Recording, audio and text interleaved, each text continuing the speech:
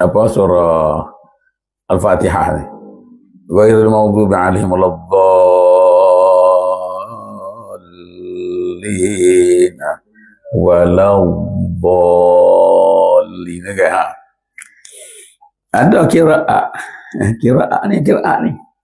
Oh, dia payah nak baca suku kata ni. Payah baca suku kata. Jangan tajwid suku kata. Berapa suku kata ni? Wa, la, a, do, li, lina. Lina kan? Lina. Jadi, waladdallin. Aduh, kita baca tak? Tapi ada kiraat dia susah macam gitu. Dia pun buat hal lain. Walau dhalin. Dhalin. Walau dhalin. Dia pecah suku kata. Tak salah. Dia termasuk kiraat syazah panggil. Syazah ni ganjil. Kiraat syazah.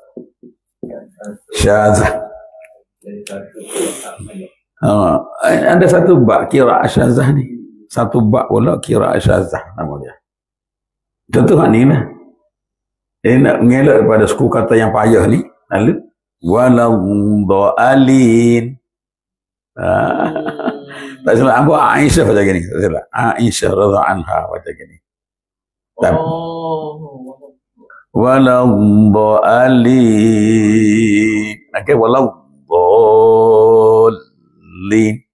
Waladhdallin. Tapi